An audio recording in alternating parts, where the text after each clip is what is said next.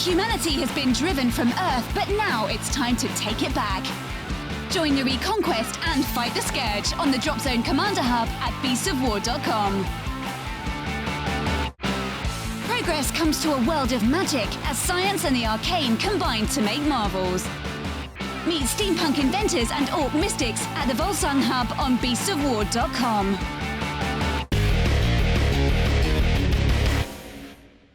Hi everybody, welcome to What's in the Box. Myself and John are back for more historical. John, yes. What have we got today? We have the most ubiquitous German vehicle in the world.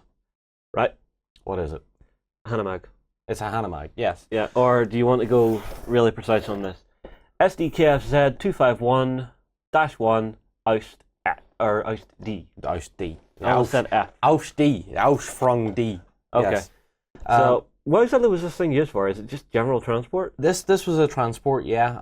Having done a little bit of research, over 15,000 of these things were built during the war. That's of all variants from A to D and all their other little variants in between them. That's a lot of machines. It is a lot of machines, probably one of the more vastly built machines they used. Because the half-track was the cornerstone of the Blitzkrieg. Right. This was what your infantry rode into battle. Right, so I need to get some of these for my German army? Yes, if you're running Panzer Grenadiers, you need this. Yeah, you well, need I am running Panzer Grenadiers. I think currently I've only ever ran one of these, and it's the older kit. Yes, the older resin metal hybrid. Yeah. So this has now gone to a full plastic kit. Yeah, well, let's crack the thing open just because I want to get stuck straight into it. So while I open this up, do you want to wax lyrical a little bit? I can wax lyrical a little bit, yeah. So the Oust D, you'll remember if you're a bolt action fan, like your earlier war Germans, you had the Oust A, which was the first plastic half-track they brought out. It has a very different design, a very different shape to it. It has what's called a clamshell door at the back. Right, I think we did an unboxing on that one, didn't we? Quite possibly, yeah. Quite possibly. Right, well... See, yeah, okay. Okay, so we'll just start straight into it then, shall we? Yeah, so if you want to put it under the closed camera. Yep, sure. Okay, so this is the first sprue. You can see all our lower hull components here and a little bit of stowage. Do you want to zoom in a bit closer there? Yeah. Sweet, so we'll start up here. This is the floor of the inside of the half-track. Yeah, and you can see it's got the flat slope up the back. Yes, so that is what denotes the Oust D, which had, you know, this big rear flat plate rather than the older ones which had a different shape. Inside you can see sort of a bit of the transmission case. This is where your driver and assistant driver sit. You'll have your benches which will go across here, which are on the other sprue. You have, let me see here, you have the back door detail as well. Moving across the sprue, we have the lower hull itself, which has all the front fenders, a little bit of the pioneering tool, the exhaust. On the other side of that, obviously the underside where our tracks and our wheels will attach. Yeah, and then just at the top of the screen we can see the actual tracks. We can see quite the nice tracks. detail in them. Yeah, these tracks are really nicely made, and I like Italeri for doing this because a lot of their tank kits are different. They'll have the wheels and then the tracks are in separate pieces. I just prefer this. Aye. Because this is easier to do. It's more geared towards the wargamer. You know, you want to get your stuff built quick. It's something we've talked about a couple of times is whenever you bring a modelling company into it to actually do models of vehicles instead of a wargaming representation of a vehicle, there's always that temptation to just go a little bit more complicated. There is, and I will admit that at times Italeri seemed to struggle grasping that whole simplification to make the kit easier to build. Remember the Puma? Well, I got one of those for my army. I picked it up, I started building it, this nice, lovely little plastic kit. I got to the undercarriage where the actual steering arms are, and it was just me going, huh? Why is that there? It's pretty much an 8-wheel steering vehicle, so I mean, you gotta put the detail there. Yeah. You gotta. It's lovely to have that detail, but it was a moment of my brain going, wait, I have to do what now? Huh? Okay, off we go. Yeah, I managed it, but I think I actually managed to put one of them on upside down. Quite possibly, yeah. And considering that I built the first one we received without instructions. Very true. Very true. Pain. Shall we go back in? What else do we have on here? Okay, so above the track we have some stowage. So we have our regular little jerry cans. We have a couple of gas mask canisters. We have one of the MG42s. This one will either fit on the front or the rear gun mount. Okay. They're fairly generic. Across here we have the driver and assistant driver seats. Now they do have some nice detail because they, if I can get it back into camera, they actually put back detail onto the seats. Yeah, they have the back springs on the seats. So that's nice, just a little bit of extra in there. I assume with a couple of little lights, some form of, is that a machine gun or what? This little component? Yeah. That's one of the two lights. You have the standard sort of blackout light, Ah, okay. and then you have the convoy light, which is a smaller, lower density light. Ah, I see. And then I assume this is the arm for the back MG. Yep. And this, I'm not so sure about. That's a tow hook. That's a tow hook. Okay, that's a tow hook. Okay. Right, so that's the first spruce. That's the first spruce of the way. What have we got on the second then? Right, the second spruce where it gets a bit more interesting. All right, so well, what have we got here? So we have the upper body Mhm. and the internals, and we have some crew as well, which is nice. Yeah, it's actually nice to see guys who are sitting inside the vehicle. Yep.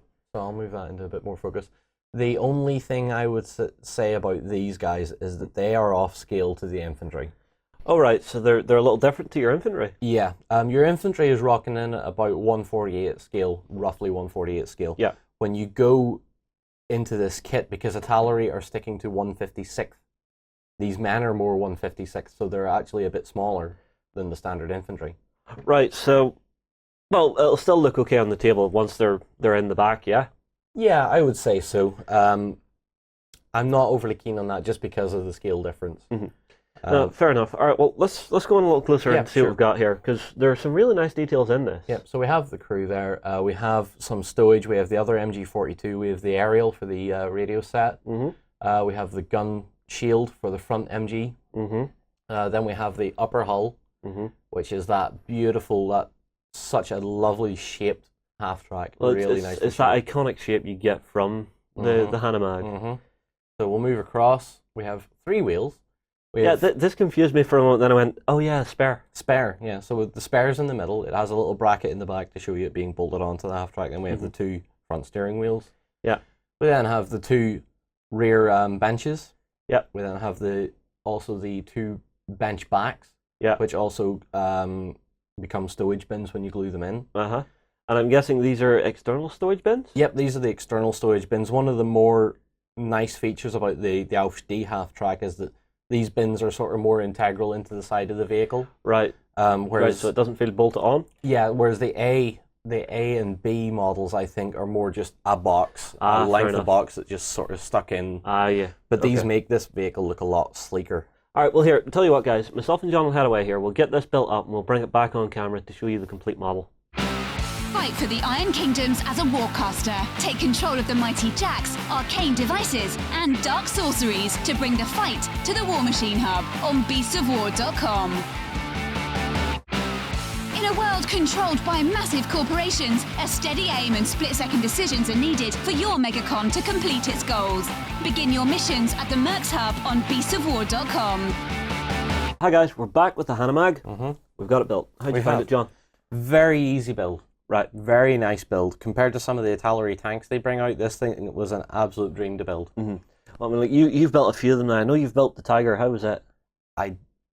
Yeah. Okay. The Tiger is a bit of a... Is it one of those ones where artillery has went just a little bit over the top for a wargamer? I will say this to artillery, and certainly not on Warlord's part. Okay. Artillery makes their tracks overcomplicated. On their tanks. Okay. Now, Well, I have seen they've went from a 2-piece to a side to a 4-piece to a side. Is that what you're on about? yeah, that 4-piece track Is it is very easy to confuse. Right. Because you're looking at the parts, and even the manual is saying, this is the part that goes there, and you look at it and you go, I'm not too sure. And sometimes the quality of that part isn't great either. Right. So it's just a little cleaner in the molds then, and maybe just take a little extra time to clean them. Yes, but I mean, as you've seen on the sprue for the Hanomag, Yeah. artillery are perfectly capable of making a track section that has the wheels and the tracks on it. Yeah, but could you make one that was an inch thick? Why not? Well, I suppose. I would like to see them try. That's fair enough. It's fair enough. So, I mean, even if you're losing a bit of track detail, at wargaming, it's not going to matter. That's true. You see, that's the thing. With artillery being a model company, not a wargaming company, Yeah. I think there are moments where they do go a little over the top and Yeah. things kind of get confused. They're trying to retain detail where it's not necessary. Yeah, well, anyway, we're going off topic. Yes. We're on for the Hanomag. Yep. So, A lovely very- little kit. Very So nice if I little vehicle. line it up here. So, if I can explain straight away, Yeah. you can see the difference in the shape of the D to the A. So the D has this lovely back panel. Yeah, the big And flat slope. You can see what I mean about the stowage bins being more built in, being Yeah, more integral it looks to as the if it side. is proper body work. Yeah, exactly. Yeah. Whereas the A has sort of a bit shorter, and they look sort of just bolted onto the mudguards, and didn't really look as nice. But I mean, like you can see on this, you've added both of the MMGs. I assume you would rather have that. Yeah, if you have a squad in this thing, so it can carry 10. Yeah. On Wikipedia it says it can carry 10. I'm sure I've struggled to see 7 or 8 sit in one of these things. They are quite small on the inside. Yeah, but I assume once you have a German sergeant going, get in, go, go, go. Yeah. Or Rotenführer. Rotenführer. Okay. If you want to say it in an English accent, Rottenführer, because sergeants are rotters. Okay, so, well, that's one for Oriskany, because I'm sure he's sitting there watching this video, chomping at the bit, going, yep. I actually think he finds me more entertaining because we keep poking at him, and he's just like, you know, what you're saying is more funny than anything else. So. But it's nice to have someone in the community who stands out like that, just as a true historical buff as well. You know, yes, we can sit here and chat away about this. He's not an armchair general. That's the best thing about Oriskany. He doesn't sit there and go, well, on page 247 of this book written by this guy in this year, you're wrong. And suddenly he's sitting at his PC just going, oh, I feel all warm and fuzzy. He should. So yes, I've put the 2 MMGs on because when you have the guys in there, they can man both of them. Yeah. So you've got 2 MMGs firing off this thing. You know, on the American ones, you have like the single HMG of the 50 cal. But nothing beats 2 of these things because, as you know, Hitler's buzzsaw is a rule for these things. Yep. They get an extra shot. Now, you see, that's the thing. I'm not sure if it's vehicle-mounted one. But it's an MG42. I know. It has to. It's one of the most lovely weapons of World War II for me, is because I mean, I've actually had one in my hand. I know we went to visit John Stollard one time, went to his gaming room. He pulled one down off the wall and went, here, and it was me going, quite heavy. what the hell? This is a medium, what? Yes, this is meant to be traipsed about half of Europe. Yeah, exactly. But the only thing that will make these MMGs a bit more balanced is because of the fire arcs. I'm pretty sure you can only fire the rear one within like the rear 90 and the front off the front 90 or something like that. Yeah, but even that is useful because it gives you the option at 2 sort of targets. Yeah. You know, if you've blitzed this thing up the field and you're thinking, crap, I've overextended, you've got an MMG on the back just to discourage anyone from trying to come at you. Yeah, you have a bit of defense until that infantry disembark from the half-track. Yes, which is the key for all of the transports in bolt action. If you disembark, you have no one in it, and there's an enemy closer to it than your own guy, it disappears. It goes away and counts as being destroyed. Yes, the driver looks at it and goes, well, what am I doing here? How about, no, I'm going back to HQ. Yeah, well, the immediate reaction for any transport driver would be to get out of Dodge, really, because you are now useless. You're now just a target. Your infantry is disembarked. You've maybe kept your assistant driver on the front MMG to give a bit of fire support. Yeah. But your job's done. Yeah. You want to leave at that point. You want to get out of there. You save the vehicle, save yourself. Because you only have 14 millimeters of armor on this thing. You're not stopping anything. That's, wow. You're not stopping 50 cal if you're quite unfortunate to run into an American half-track that goes, I have a bigger gun than you. That's fair enough. Right, well, guys, that's the Hanomag. Myself and John are going to go on. We'll see what else we can find, and we'll see you in the next video. Become a general of mighty armies at the Kings of War Hub. Take command of elves, dwarves, and orcs in this game of massed fantasy combat on beastsofwar.com. Keep your blaster handy, the West is a dangerous place. Fight to survive as men turn to monsters and the dead rise on the Wild West Exodus Hub at beastsofwar.com.